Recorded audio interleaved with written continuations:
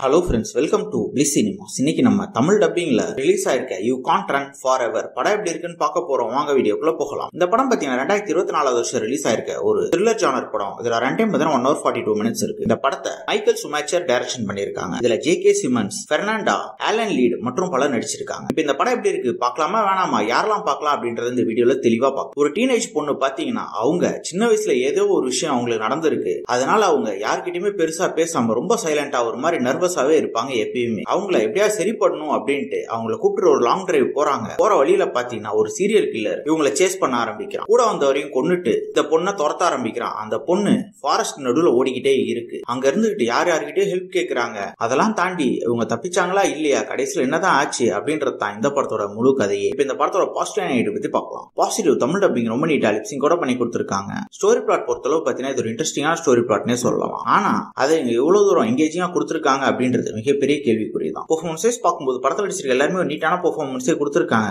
குறிப்பா ஹீரோயினா இருக்கட்டும் அந்த வில்லனா இருக்கட்டும் ரெண்டு பேருமே அல்டிமேட்டான ஒரு பெர்ஃபார்மன்ஸே கொடுத்திருக்காங்க. டெக்னிக்கல் ஆஸ்பெக்ட்ஸ்லயும் படம் நல்லாவே இருக்கு. சினிமோட்டோகிராஃபி நல்லாவே பண்ணி கொடுத்திருக்காங்க. சவுண்ட் எஃபெக்ட்ஸ் பிஜிஎம்லாம் நல்லாவே இருக்கு. கேரக்டர் ரைட்டிங் இவங்க ரெண்டு பேர் கேரக்டருமே அல்டிமேட்டா எழுதி எடுத்திருக்காங்க. அதே மாதிரி பாத்தீங்கன்னா படத்துல பல சீன்ஸ் வந்து இன்ட்ரெஸ்டிங்காவே இருக்கு. எங்க அந்த பொண்ணு அவர்கிட்ட மாட்டிக்குமோ அப்படின்ற பதட்டம் நமக்குள்ள வரதான் செய்யுது. ஆனா அது எல்லா சீன்லயும் இருக்கா அப்படின்றது மிகப்பெரிய கேள்விக்குறிதான். ஸ்கிரீன் பிளேஸ் பார்க்கும்போது படத்துல பல சீன்ஸ் நல்லாவே இருந்தாலும் அதை விட பல சீன்ஸ் வந்து பயங்கர கிரிஞ்சா இருக்கதான் செய்யுது. அதனாலே இந்த படத்துல பல சீன்ஸ் வந்து பிரெடிக்டபிளாவும் லேகிங்காவும் இருக்குது. ஓவராலா பாத்தீங்கன்னா இந்த படம் ஒரு பிலோ ஆவரேஜான படம் தான். வேணும்னா ட்ரை பண்ணி பாருங்க. படத்துல அடல் கண்டென்ட்லாம் இல்ல. இன்னொரு வீடியோல சந்திக்கலாம்.